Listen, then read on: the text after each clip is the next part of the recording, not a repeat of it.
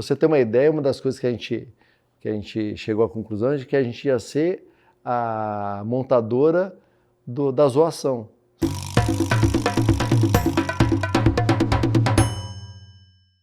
Tinha muita a pergunta assim, puta, Pôneis Malditos é sorte, puta, fizeram e viralizou porque viralizou, ou tem alguma coisa por trás? Na verdade, tinha muito planejamento.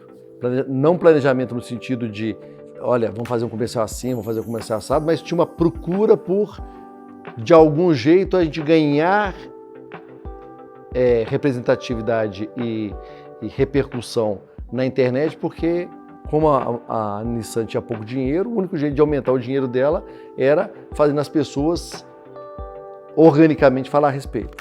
Teve 7 ou 8 campanhas antes dos pôneis, isso é uma outra história, mas quando chegou os pôneis, eu lembro que na sexta-feira, antes de veicular, eu mandei um e-mail para o Japão, lá para gerente mundial de publicidade, com o comercial, falando, esse comercial vai entrar no final de semana, etc. Tal. E ela mandou um e-mail para mim de volta, e era assim, ela já sabia do comercial, porque tem todo um processo de aprovação, mas ela mandou um e-mail falando, não entendi o comercial.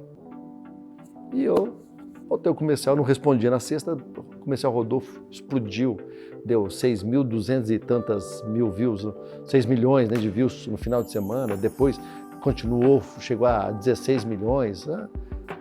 Loucura, né? Puta, gente postando, retweetando, mandando por tudo quanto é tipo de e-mail.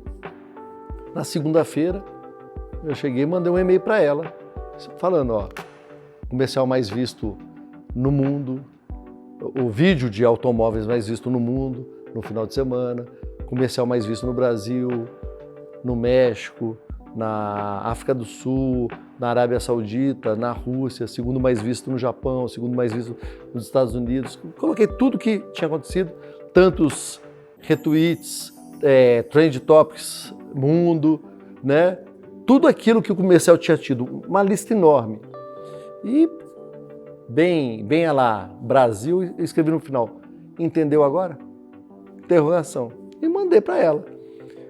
Eu acho que ela não gostou do tom da brincadeira, porque a gente tem um certo humor que é peculiar do Brasil e talvez ela tenha visto aquele negócio. Eu sei que num certo dia eu recebo um convite de pegar um avião e ir para o Japão para explicar ao vivo a campanha, o que eu estava fazendo no Brasil. Então veio não é um convite, né? Isso é uma convocação. E a coisa mais interessante é que a convocação veio para eu estar lá 2 dias depois do Prêmio Caboré.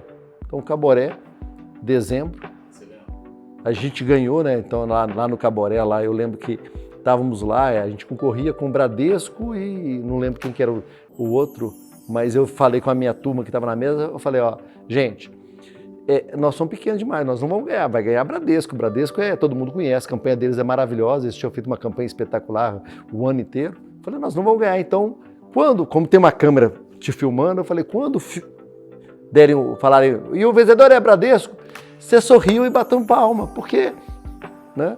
E eu lembro que estava lá sentado lá com o meu time, e aí anunciaram Nissan e eu fiquei batendo palma e rindo. E o pessoal pulando do meu lado e eu rindo, né? Deve ter isso até na internet até hoje. E aí o pessoal falou, nós ganhamos, pega aí, vamos lá. E fomos lá pegar o prêmio. Então eu saí do prêmio, entrei no avião e fui para o Japão para explicar o que a gente estava fazendo no Brasil. Que era, eu ia conversar com o número 2 do mundo. Então tinha um presidente mundial, tinha um vice-presidente de marca, debaixo dele tinha um diretor de marketing, debaixo do diretor de marketing tinha gerente mundial de publicidade, e aí vinha eu. Então aquela fila enorme de gente, e eu ia falar com aquele cara lá em cima, e aí eu chego lá, tem um processo formal na Nissan de como apresentar as coisas para o número 2 do mundo. E eu falei, se eu for e apresentar desse jeito, eu tô ferrado, porque se apresentava comercial, e aí o cara falava, gostei ou não gostei, acho que tá certo ou não. Eu falei, se eu fizer isso, ferrou. E aí eu montei uma apresentação que era o seguinte, eu falava do comercial, falava do problema do Brasil, falava do comercial. O problema é, nossos concorrentes são grandes, tem dinheiro, a gente não tem. Comercial e depois os resultados. E o meu presidente na época, o Christian Minier, falou, não, Murilo, nós vamos fazer o seguinte, você vai primeiro apresentar o resultado do Brasil, porque aí você mostra para ele que a gente está indo bem, aí depois você mostra qual que era o problema que a gente precisava resolver, só depois você mostra o comercial. Eu falei, puta, legal, e fui para lá com essa missão. E aí fizemos uma reunião, eu cheguei lá, puta, imagina, 24 horas de voo, depois de ter virado a noite comemorando, chego lá bêbado de cansaço, direto na sala de reunião com a pessoa do marketing lá, que viu, eu comecei a apresentar, ela falou, não, você não vai apresentar desse jeito. Não é assim que a gente apresenta, tem um formato aqui na empresa. Se você apresentar assim, a gente não aceita, não pode ser, etc. Tal. Eu falei com ela, então tá, tudo bem. Eu saio daqui agora, vou para o aeroporto, pego o avião e venho embora para o Brasil. Que para mim, ou é desse jeito ou não é. Bem confortavelmente. Por quê? Porque meu chefe estava aqui, meu chefe não era lá, sabia que eu seria demitido se eu apresentasse de outro jeito. Ou seja, ou eu era demitido, então já que eu perdi o emprego, então é desse jeito, ou senão não vai.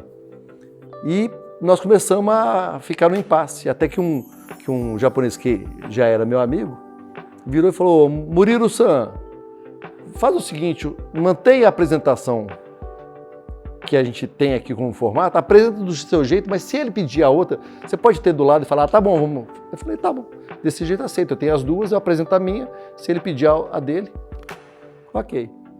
No outro dia, cheguei lá morrendo de medo, tremendo, porque era, né, cruz na cabeça.